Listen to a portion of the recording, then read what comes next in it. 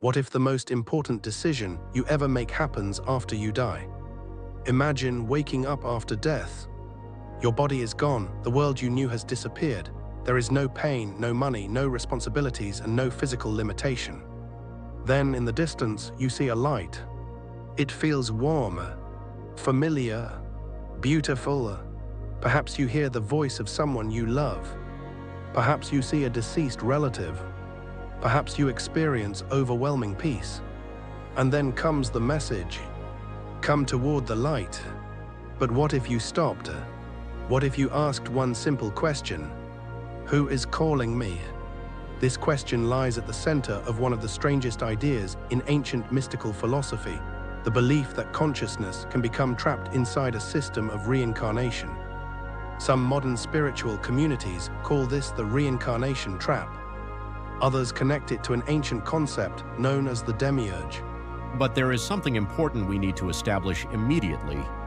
There is no reliable scientific evidence proving that a reincarnation trap exists, that the Demiurge controls human souls, or that people should literally refuse a light after death.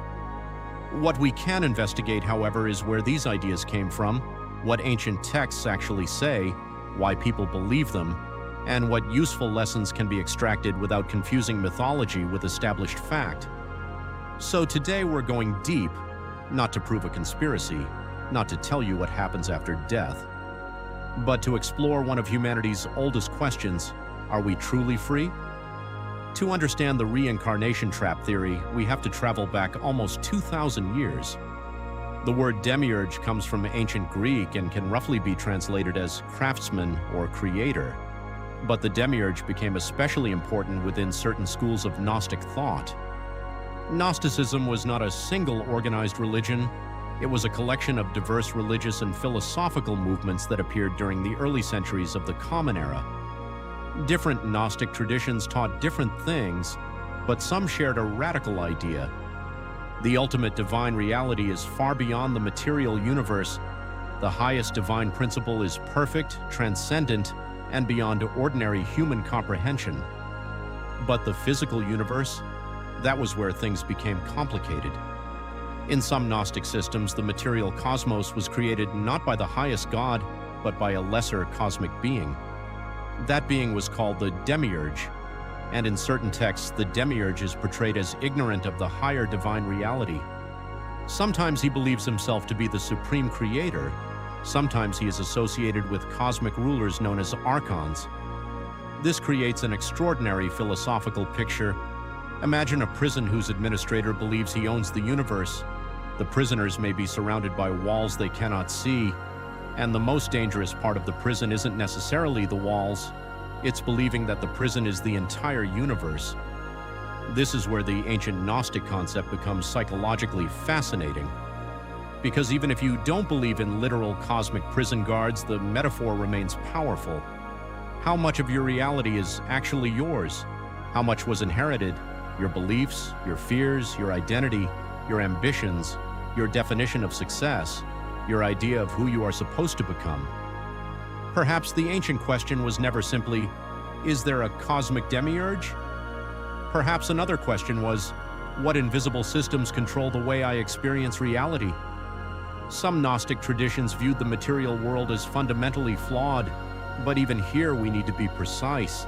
It would be inaccurate to say that every Gnostic believed the physical universe was simply an evil prison. Gnostic traditions were diverse. Some described the material world as defective. Some portrayed its creator as ignorant. Others emphasized the human soul's alienation from its true spiritual origin. The central theme was often knowledge, but not ordinary knowledge. The Greek word gnosis means knowledge, but in this context it refers to a transformative form of spiritual knowing. It is the realization of something profound about your true nature and your relationship to ultimate reality. In some Gnostic myths, humanity contains a spark originating from a higher divine realm. That spark has become entangled with the material world.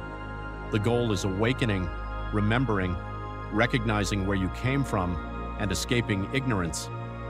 This is important because the modern phrase reincarnation trap is not simply an ancient Gnostic teaching copied word for word into the present.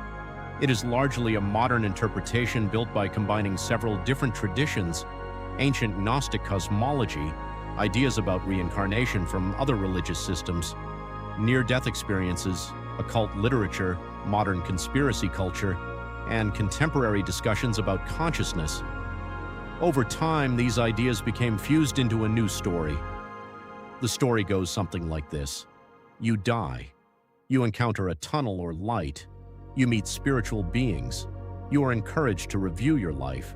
You are offered another incarnation. You accept. Your memory is erased, and the cycle begins again. According to the theory, the trap is not death. The trap is forgetting.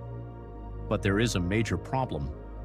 We don't have credible evidence demonstrating that this mechanism actually exists, and that distinction matters. Because mythology can be meaningful without being literal,